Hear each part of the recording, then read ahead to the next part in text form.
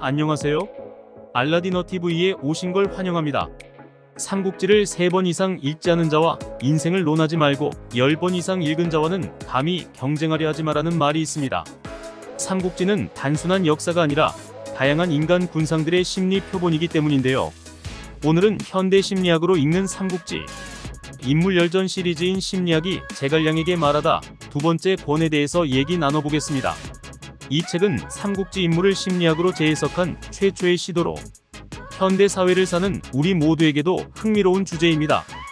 과연 천년 전 삼국시대의 영웅들이 펼쳐낸 뛰어난 지략과 전략들이 현대 심리학으로 다시 들여다보면 어떻게 해석될 수 있을까요?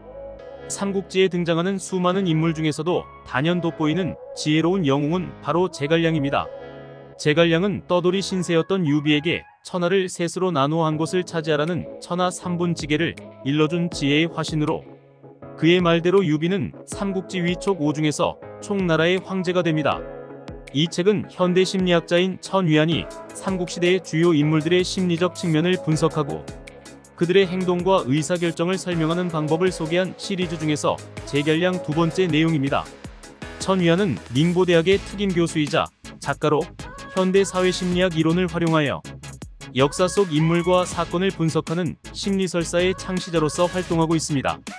그의 주요 저서로는 심리학이 조조에게 말하다, 심리학이 제갈량에게 말하다 등이 있으며 최근에는 심리학이 관우에게 말하다라는 작품들을 세트로 출간하였습니다. 이 책들을 통해 우리는 역사 속 인물들의 심리와 행동을 현대 심리학의 이론과 연구를 통해 새롭게 이해하고 해석하는 방법을 배우게 됩니다. 바로 어제 읽은 한 권의 책, 지금 만난 한 명의 사람, 혹은 순간에 일어난 하나의 사건이 우리의 인생의 방향을 완전히 전환시킬 수 있다는 것입니다.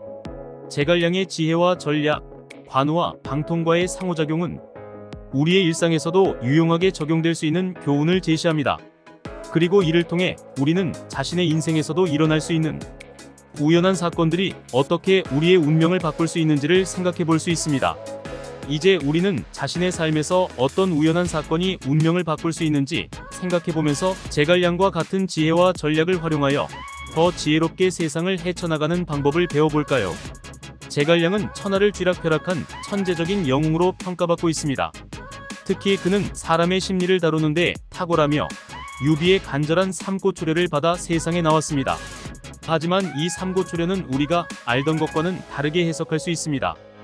유비가 궁벽한 산골의 초가로 3번이나 찾아간 것이 자신의 의지였다기보다는 제갈량의 치밀한 전략에 따라 유비의 심리를 움직인 결과였던 것으로 볼 수 있습니다. 처음부터 자신의 가치를 최대화하고 유리한 위치를 차지하려는 제갈량은 심드렁한 판매자 책략을 선택합니다. 이는 간절히 원하면서도 말하지 않는 방법으로 상대방의 호기심을 자극해 더 비싼 가격으로 자신을 구매하게 만드는 전략이었습니다. 제갈량은 사람의 심리를 꿰뚫는 능력으로 유비의 간절함을 이용하여 자신을 더 높은 위치로 올렸으며 이는 우리에게도 현대사회에서 적용 가능한 교훈으로 볼 수 있습니다. 그리고 제갈량은 유비에게 한 왕조의 부흥을 약속했습니다. 이를 위해 위나라 정벌을 떠나기 전에 먼저 남만의 오랑캐를 정벌해 미리 후원을 차단하려고 합니다. 마속은 맹획을 일시적으로 토벌하는 것은 쉽다고 조언하지만 나라를 비우면 나중에 다시 침략을 받을 수 있다고 경고합니다. 저자는 제갈량이 맹획을 7번이나 풀어주는 무리한 전략을 쓴 이유를 마속의 조언이 영향을 미친 단 내림 효과라고 분석합니다. 단 내림 효과란 이전의 결정이 이후의 판단에 영향을 미치는 심리 현상으로 1974년 행동경제학자 데니얼 카너먼과 에이머스 트버스키가 실험으로 증명한 내용입니다.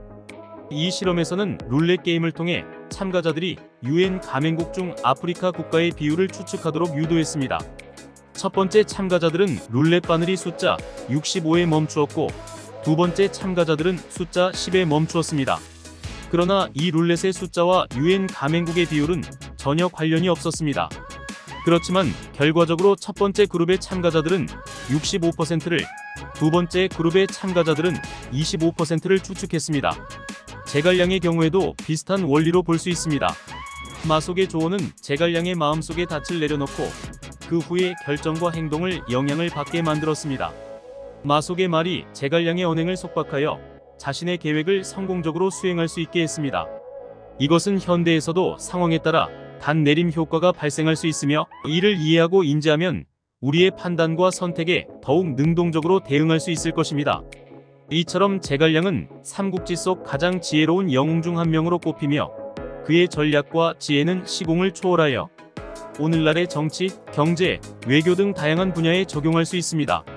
이 책의 저자는 제갈량이 발휘한 모든 지혜의 심리적 배경과 원인을 파악해 우리가 한층 더 심도 있게 이해할 수 있도록 도와줍니다. 제갈량의 심리 전략을 통해 세상사를 더욱 지혜롭게 헤쳐나가는 데 도움이 될 것입니다. 오늘은 삼국지 영웅 제갈량과 그 심리 전략에 대해 알아보았습니다. 그의 지혜로운 전략과 심리적 통찰력은 역사 속뿐만 아니라 현대에도 큰 가치가 있는 것을 알 수 있습니다. 여러분도 제갈량의 심리 전략을 참고하여 더 나은 선택과 결정을 내리길 바랍니다. 감사합니다.